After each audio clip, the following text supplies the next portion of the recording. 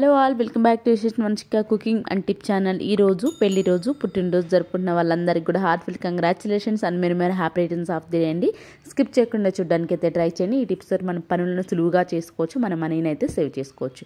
ఏది మీకు బాగా నచ్చింది అనేది కామెంట్ బాక్స్లో కామెంట్ చేయండి. యూస్ఫుల్గా అనిపిస్తే మీ ఫ్రెండ్స్ అండ్ ఫ్యామిలీ షేర్ చేయండి. అయితే చూసేద్దామండి. ఈ చలికాలంలో పిల్లలకి పెద్దలకి ప్రతి ఒక్కరికి ఉపయోగపడే సూపర్ యూస్ఫుల్ టిప్ అయితే చెప్తున్నానండి. ఇప్పుడు మనకి చలికాలంలో స్కిన్ ఎలా డ్రై అయిపోతూ ఉంటుందో, తలలో కూడా చుండ్రు ఎక్కువైపోతుంది, హెయిర్ అంతా కూడా డ్రై అయినట్లు అనిపిస్తూ ఉంటుంది కదండి. ముఖ్యంగా చుండ్రు సమస్యతో ఎవరైతే బాధపడుతున్నారో, కొంతమంది అయితే కెమికల్స్ కూడా యూజ్ చేస్తూ ఉంటారు కదండి చుండ్రు పోవడానికి. రూపాయి ఖర్చు లేకుండా ఇంట్లోనే చుండ్రుని ఎలా తగ్గించాలో చూద్దామండి. దానికోసం ఒక స్పూన్ పెరుగు అయితే తీసుకున్నాను. దానిలోనే నిమ్మకాయ ఒక అర నిమ్మ చెక్క అయితే తీసేసుకున్నానండి. ఈ రెండింటిని బాగా కలిపేసేసేయండి. దీన్ని తలస్నానానికి అరగంట ముందు తలకి బాగా పట్టించేసి అరగంట అలా వదిలేసి ఆ తర్వాత మీరు హెడ్ బాత్ కనుక చేశారనుకోండి, మనకి వారానికి 2 సార్లు ఈ విధంగా మీరు చేశారంటే మాత్రం తలలో చుండ్రు అనేది ఉండకుండా ఉంటుందండి. ఈ చలికాలంలో పిల్లలకు కూడా ఎక్కువ చుండ్రు ఎవరికైతే ఉందో అలాంటి వాళ్ళకి ఎలాంటి కెమికల్స్ అవసరం లేకుండా ఈ విధంగా ట్రై చేసి చూడండి. ఖచ్చితంగా మీకు 100% వర్క్ అవుతుందని. న్యాచురల్గా ట్రై చేయండి. మీ హెయిర్ కూడా మంచి సిల్కీగా ఉంటుంది. అట్ ద సేమ్ టైం చుండ్రు అనేది అయితే లేకుండా అయితే ఉంటుంది. ఐ హోప్ ఈ టిప్ అయితే నచ్చిందని అనుకుంటున్నాను. అండ్ నెక్స్ట్ టిప్ వచ్చేసి జిప్ లాక్ బ్యాగ్స్ ఉంటాయి కదండి. ఇప్పుడు నా దగ్గర ఏంటి అంటే సాల్ట్ ప్యాకెట్కి వచ్చింది కాబట్టి ఉంచుతున్నానండి. మీకేంటంటే డ్రై ఫ్రూట్స్కి వచ్చినా కానీ ఏదైనా కానివ్వండి జిప్ లాక్ బ్యాగ్స్ ఉన్నాయి అనుకోండి, దీన్ని ఇప్పుడు ఎలా యూజ్ చేయాలో చూద్దామండి. అయిపోయిన తర్వాత నీట్గా వాష్ చేసేసేయండి. లోపల వాష్ చేసిన తర్వాత ఫుల్గా వాటర్ పెట్టేసి ఒక గంట సేపు పాటు ఫ్రిడ్జ్లో ఉంచామంటే ఐస్ అనేది ఫామ్ అయిపోతూ ఉంటుంది కదా. దీన్ని దేనికి ఉపయోగిస్తాం అనుకుంటున్నారా?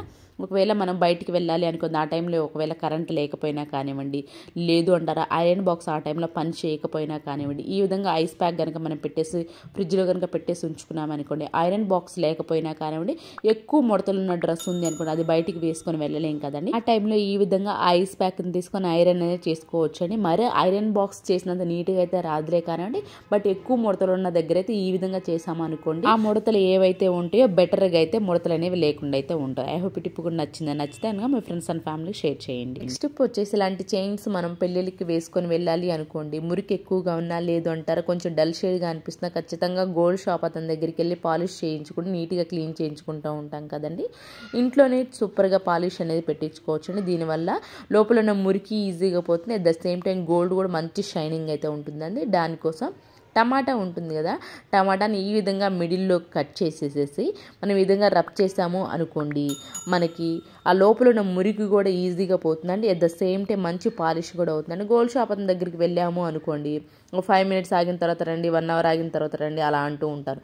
దానివల్ల మన time waste, at the same time మనకి ఏంటి అంటే మనీ కూడా ఇవ్వాల్సి వస్తుంది కదండి. అలా కాకుండా సింపుల్గా ఇంట్లోనే ఒక 2-3 minutesలో మనకు పని అనేది అయిపోతుందండి. మురికిపోతుంది. అట్ ద సేమ్ టైం మంచి షైనింగ్ కూడా అయితే ఉంటుంది. మన చైన్ ఏదైతుందో దాన్ని టమాటా మధ్యలో పెట్టేసి ఒక 5 minutes రుద్దేసి ఆ తర్వాత వాటర్తో వాష్ చేశారనుకో మురికి ఏదైనా ఉందని ఈజీగా పోతుంది. అట్ ద సేమ్ టైం మనం గోల్డ్ పాలిష్ వేసినట్లయితే ఉంటుంది. ఐ హోప్ ఈ టిప్ కూడా నచ్చిందా అండి? ఈ టిప్ అయితే మీకు ఇప్పుడు చూసారండి. ఖచ్చితంగా మీకు యూజ్ఫుల్గా అనిపిస్తే మాత్రం ప్లీజ్ ఒక లైక్ ఇచ్చి సపోర్ట్ చేయండి. నెక్స్ట్ టిప్ వచ్చేసి ఇంట్లో ఏమి కూరగాయలు లేనప్పుడు సింపుల్గా మనకు వంట అయిపోవాలి, అట్ ద సేమ్ టైం ఎక్కువ టేస్ట్గా ఉండాలి, అలానే తక్కువ ఇంగ్రీడియంట్స్ కూడా ఫాస్ట్గా అయిపోవాలి వంట అన్నప్పుడు ఈ సింపుల్గా ట్రై చేయండి. ఎంత రైస్ అయినా సరే ఈజీగా లాగించవచ్చు. దానికోసం 1 స్పూన్ జీలకర్ర, వెల్లుల్లి, అలాగే కొంచెం అంటే ఒక ఫుల్ స్పూను మిరియాలు అయితే వేసేసుకోండి. మిరియాల పౌడర్ వేసానండి నేను. కచ్చాపచ్చా దంచేసి పక్కన పెట్టేసాను. ఆ తర్వాత చింతపండు ఒక చిన్న నిమ్మకాయ సైజు చింతపండు అయితే నానపెట్టేసుకున్నానండి. నేను రసంలో కానివ్వండి, పప్పుచారులో కానీ, తాలింపులు ఏదైనా కొంచెం నెయ్యి అయితే వేస్తానండి. మీ ఇష్టం ఉంటే వేసుకోండి, లేదంటే లేదండి. ఆయిల్ కొంచెం, నెయ్యి కొంచెం, అలాగే ఆవాలు, జీలకర్ర, ఎండుమిర్చి, కరివేపాకు వేసి ఫ్రై చేసేసానండి. కొంచెం ఫ్రై అయిన తర్వాత నూనెలో టమాటా ఉంటాయి, టమాటాస్ కూడా వేసి ఫ్రై చేసేసానండి. 3 టమాటాస్ అయితే వేసాను. దానిలోనే కొంచెం పసుపు, అలానే సాల్ట్ వేసి ఫ్రై చేసుకున్న తర్వాత టమాటా అంతా ఫ్రై అయిన తర్వాత మనం ముందుగానే కచ్చాపచ్చగా దంచేసి పెట్టేసుకున్నాను కదా జీలకర్ర, దాన్ని వేసేసి ఒక 2-3 minutes ఫ్రై చేసేసాను. ఆ తర్వాత చింతపండు నానబెట్టేసి పక్కన పెట్టేసుకున్న చింతపండు రసాన్ని కూడా వేసేసేసి కొంచెం మీకు సరిపడ వాటర్ పోసేసుకొని ఈ విధంగా పైన కొత్తిమీర, కరివేపాకు వేసేసి జస్ట్ ఒక పొంగు వచ్చింది చూసారా, ఆ పొంగు వస్తే సరిపోతుంది. ఎక్కువసేపు కూడా మరగ్గాచాల్సిన అవసరం లేదు. వెంటనే స్టవ్ ఆఫ్ చేసేసి వేడి వేడి అన్నంలో పోసుకొని తినండి. టేస్ట్ అయితే అదిరిపోతుందండి. లేదు అంటారు దీని కాంబినేషన్గా చికెన్ ఫ్రై కానివ్వండి, చికెన్ కర్రీ కానివ్వండి, ఏదైనా కానివ్వండి వేసుకొని తినండి. మన త్వరగా వంట అయిపోవాలి, ఎక్కువ ఓపిక లేదు అనుకున్నప్పుడు సింపుల్గా ఈ విధంగా ట్రై చేశాను. చాలా త్వరగా అయిపోతుంది, అట్ ద సేమ్ టైం చాలా టేస్ట్ కూడా అయితే ఉంటుంది. అండ్ నెక్స్ట్ టిప్ వచ్చేసి ఇలా కొంతమంది ఏం చేస్తారంటే వెల్లుల్లి రెబ్బలు అవి తెచ్చుకొచ్చుకుంటూ ఉంటారు కదండి మార్కెట్ నుంచి.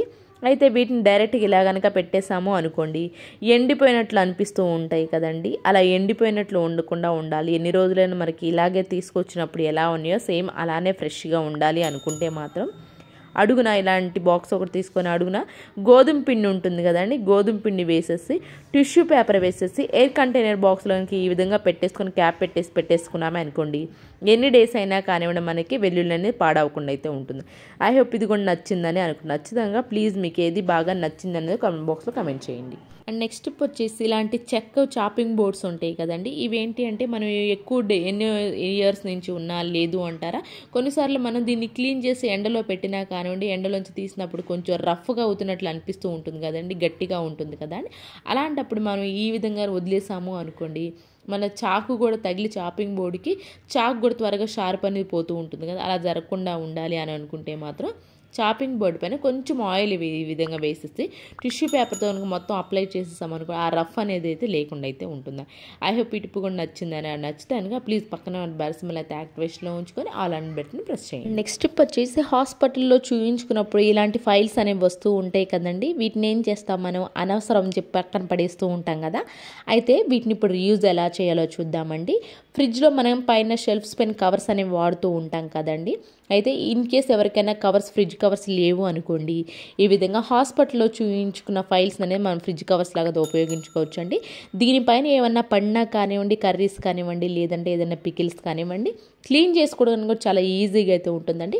ఎవరికైనా సరే ఫ్రిడ్జ్ కవర్స్ లేని వాళ్ళు ఈ విధంగా ఫైల్ని అయితే యూజ్ చేసుకోవచ్చు. ఐ హోప్ ఇది కూడా నచ్చిందని అనుకుంటున్నాను. అండ్ నెక్స్ట్ టిప్ వచ్చేసేసి బేకింగ్ సోడా ఒక ఫుల్ స్పూన్ అయితే తీసుకున్నాను. దానిలో వెనిగర్ ఉంటుంది కదా, వెనిగర్ ఒక పావు స్పూన్ వేసేసి రెండింటిని బాగా మిక్స్ చేసేసుకోవాలండి.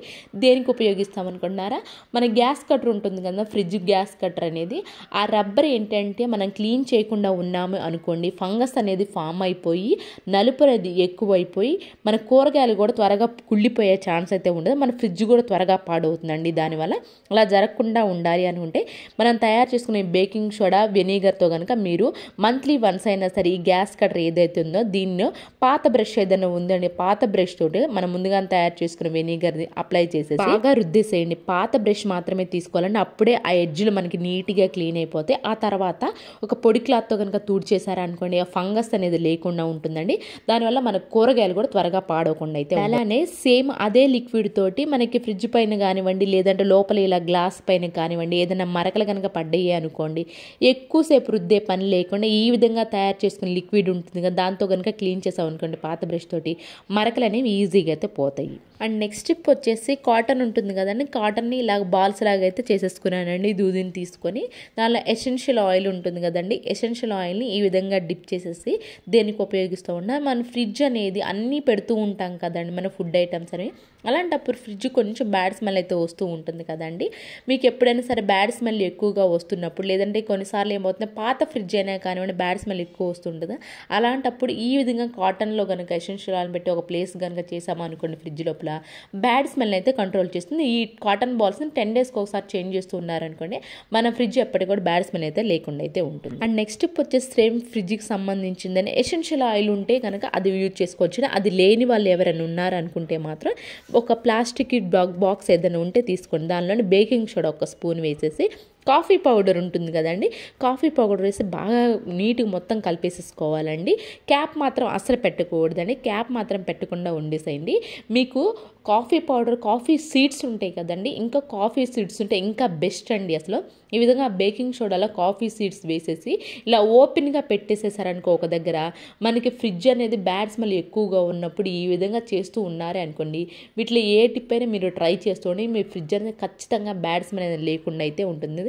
ఈ చలికాలంలో అంటే ప్రతి ఒక్కటి కూడా మనకి బాత్రూమ్ కానీ ఇల్లు కానివ్వండి, ఇలా ఫ్రిడ్జ్లు కానీ బ్యాడ్ స్మెల్ ఎక్కువ వస్తూ ఉంటాయి కదా, అలాంటప్పుడు న్యాచురల్గా ఎలాంటి ఫ్రేగ్రెన్స్ రూపాయి ఖర్చు లేకని ఇలాంటి అంటూ న్యాచురల్గా ఇంట్లో తయారు చేసుకుంటూ ఉన్నామే అనుకోండి, మన ఫ్రిడ్జ్లు కానివ్వండి లేదంటే బాత్రూమ్స్ కానీ ఏవైనా సరే నీట్గా ఉంటాయండి. అట్ ద సేమ్ టైం మంచి వాసన అయితే వస్తుంది. అలానే ఈ చిన్న చిన్న టిప్స్ పాటించడం వల్ల మనకి కరెంట్ బిల్లు ఎక్కువ రాదు, మన ఫ్రిడ్జ్ కూడా రిపేర్ రానే రాదు. ఫ్రిడ్జ్లో ప్లేస్ చేసేసుకోవాలని దీన్ని కూడా 10 daysకి ఒకసారి చేంజ్ చేస్తూ ఉన్నాం అనుకోండి, ఆ బ్యాడ్ స్మెల్ అనేది ఏదైతే కాఫీ పౌడర్ అబ్జర్వ్ చేసేసి మన ఫ్రిడ్జ్ అనేది బ్యాడ్ స్మెల్ అయితే లేకుండా అయితే చేస్తుంది. నెక్స్ట్ టిప్ వచ్చేసి కూడా మనం తీసుకొచ్చుకున్న టీ పౌడర్ ఒరిజినల్దా లేదా డూప్లికేట్దా అని తెలుసుకోవాలనుకుంటే మాత్రం ఈ విధంగా అరచేతిలో ఒక స్పూన్ని వేసేసుకొని బాగా నలిపేసేసారు అనుకోండి, త్వరగా మనకి పౌడర్ లాగా అయిపోయింది అనుకోండి మెత్తగా, అది ఒరిజినల్ కాదు డూప్లికేట్ అని అర్థం చేసుకోవచ్చు అని. అట్ ద సేమ్ టైం మనకి చేతికి కూడా కలర్ అంటుతూ ఉంది అని, అది డూప్లికేట్ అని. ఇది చేతికి కలర్ అంటలేదు, అట్ ద సేమ్ టైం మెత్తగా పౌడర్ లా కూడా అవ్వలేదు కాబట్టి ఇది ఒరిజినల్ అని అయితే అర్థం చేసుకోవచ్చు. ఇది కూడా నచ్చిందని, నచ్చితే కనుక ప్లీజ్ లైక్ చేయండి, షేర్ చేయండి, సబ్స్క్రైబ్ చేసుకోండి. రేపటి వీడియోలో మంచి మంచి టిప్స్ మళ్ళీ మీ ముందుకు వస్తాను. అంతవరకు మీ అందరైతే హ్యాపీగా ఉన్న హార్ట్ఫుల్గా అయితే కోరుకోండి. Thank you so much.